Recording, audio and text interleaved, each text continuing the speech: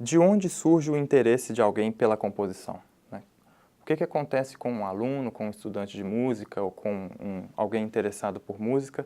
O que se passa que, de repente, essa pessoa possa se interessar pela composição? A nossa ideia é que é necessário fazer um trabalho relacionado à escuta.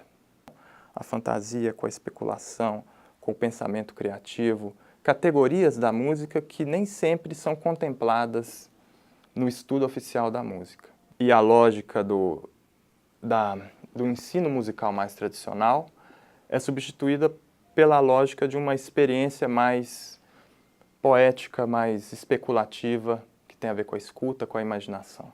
Então, nesse sentido, eu acho que tem um trabalho a ser feito que é de criação de um público, de colocar, de novo, de colocar a composição no centro das atenções de uma maneira que o público em geral possa ter acesso a esse universo.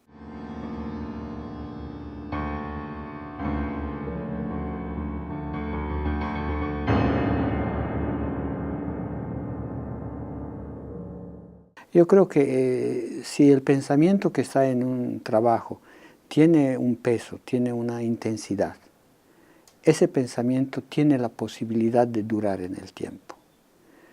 Y obviamente ese pensamiento también es una síntesis de la experiencia cotidiana de la vida, sea artística, sea de la vida de otras actividades del día, ¿no?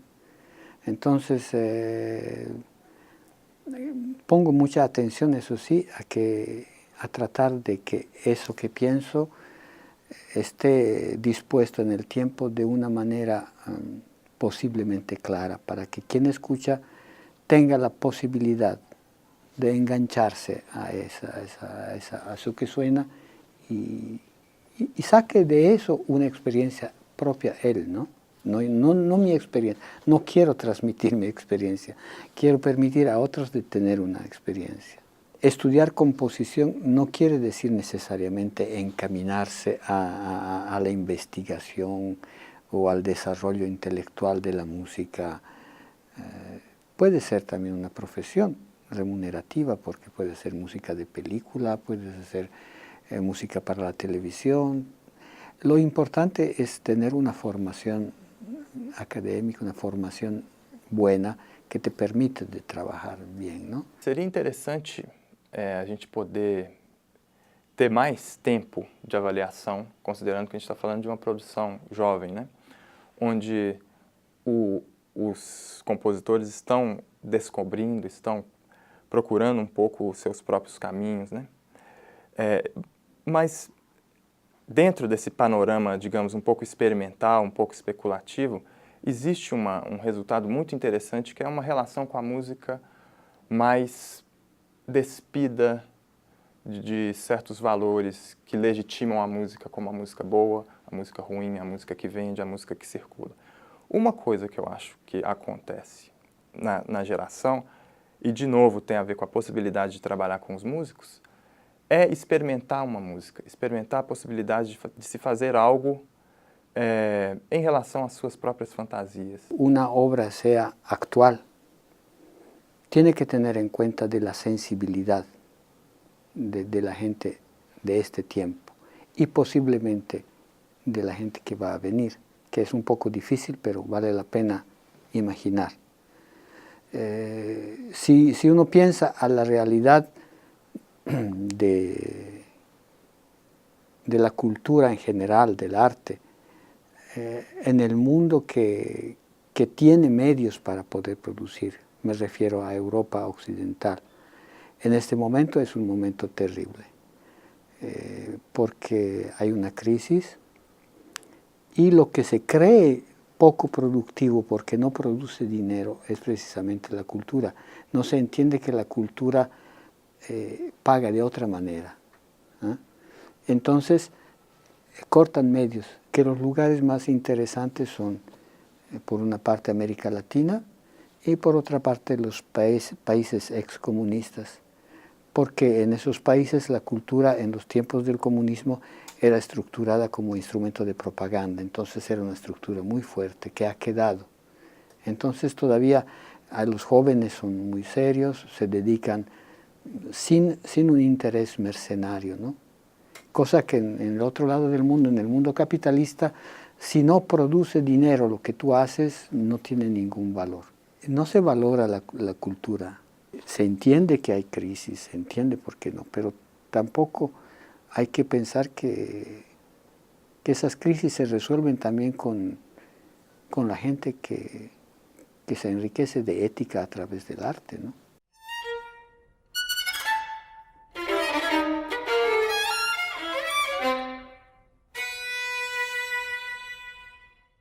Recentemente tem acontecido uma coisa nova, um elemento novo no sentido de incrementar essa produção, que é o surgimento de jovens músicos interessados em tocar música nova. Isso nem sempre é assim. Então, historicamente ou tradicionalmente, a situação que a gente tem é do compositor que trabalha solitário e se vira, digamos assim, um pouco corre atrás das condições para ter a sua música realizada, trabalhando com músicos que, na verdade, ele não tem nenhuma relação. O que a gente vê em Belo Horizonte hoje, que é um dado muito positivo, são músicos da mesma geração, que compartilham de mesmos interesses, trabalhando junto com compositores. Então, em função disso, a gente começa a perceber o trabalho de jovens compositores aparecendo. É muito notório uma espécie de elevação do nível da produção musical em função dessa nova configuração. Músicos e compositores trabalhando coletivamente, no sentido de incentivar e dar espaço a essa produção.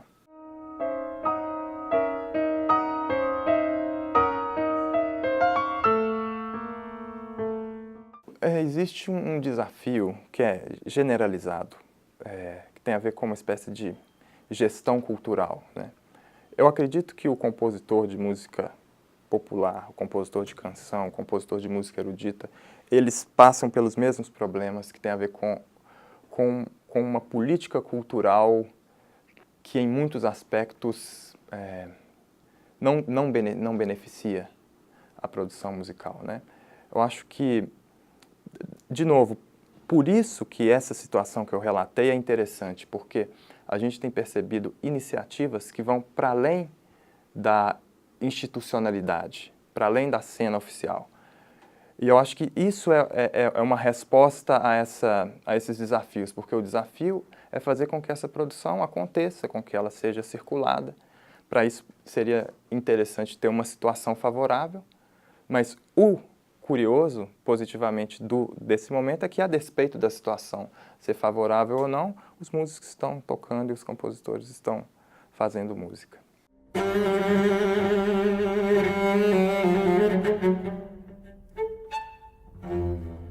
Ele é um dos nomes de destaque da atual cena mineira de composição e acaba de conquistar uma vaga na renomada Academia de Santa Cecília, em Roma, para realizar um programa de aperfeiçoamento por 3 anos.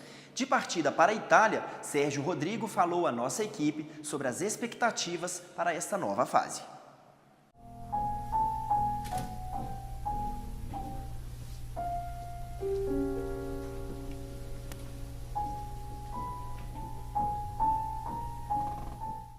Essa academia ela tem uma história super antiga, na verdade. Ela começa como uma congregação de músicos ligada à Igreja Católica durante a Renascença. Então, é uma escola de 1500 e alguma coisa, né? E então é uma instituição que tem, com certeza, 500 anos de história. E por ela, nesse tempo todo, passou muita gente de tudo quanto é lugar, assim. Porque, sendo uma academia, ela tem uma parte que tem a ver com os estudos, mas ela é um lugar de prática musical. Então, tem uma orquestra, é uma congregação de músicos com uma sala de concerto. Então, assim, alguns músicos que passaram por lá, famosos, importantes da história da música ocidental, eu sei que Liszt passou por lá, Berlioz passou por lá, Mendelssohn, compositores anteriores do Barroco também importantes passaram por lá. No século XX, dentro da música contemporânea, grande parte dos compositores italianos que se projetaram para o mundo também passaram por lá, como Luciano Berio, Sciarrino, que também é um compositor bastante importante. É uma academia, é uma instituição, na verdade, muito reconhecida.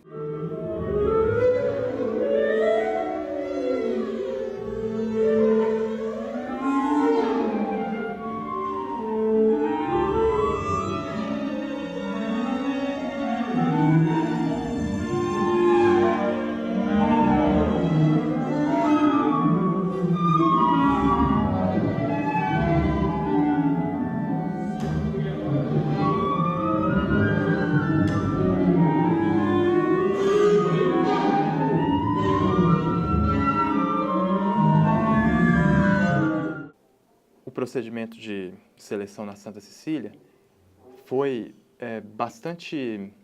Primeiro, foi uma coisa super de última hora, assim, sem muito planejamento. Apesar desse ano de 2014, eu meio que ter definido que seria um ano de procurar essas opções de cursos para fazer um doutorado ou um aprofundamento de estudos, essa ideia surgiu super em cima da hora. Eu realizei a aplicação. E o processo específico da aplicação, eu achei ele mais simples em relação dos processos de universidades norte-americanas, por exemplo, menos burocrático, que na verdade consistia em mandar um portfólio com obras, partituras, um currículo, gravações, que seriam analisados por uma banca lá, e viajar para Roma para uma entrevista, que na verdade foi uma entrevista bem longa e puxada, porque é um programa super concorrido, e tudo acontecia em um dia. Então foi um processo de um dia em Roma super tenso. No final da história, só 3 compositores foram selecionados nessa entrevista, mas basicamente era isso. Essa banca que analisava o material, que era o professor desse curso, que chama Ivan Fedeli, mais o presidente da academia, o vice-presidente. Durante um dia, eles analisaram uma penca de partituras, de currículos, e foram quase que como uma cerimônia meio ritualística de ver quem são os candidatos. Ele é um curso de formação artística, então ele não é um curso universitário, ou seja, não envolve pesquisa acadêmica e tal. Mas ele é o único curso na Itália que tem um diploma reconhecido pelo Ministério da Educação de lá. Então ele vale como um curso acadêmico também, digamos assim. Ele vale como uma espécie de doutorado.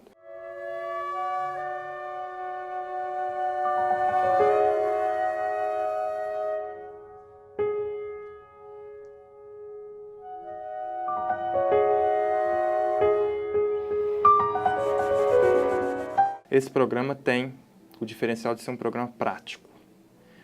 Então a rotina consiste em alguns encontros durante o semestre, onde se encontra todos os compositores com o professor, para discutir o que cada um está produzindo.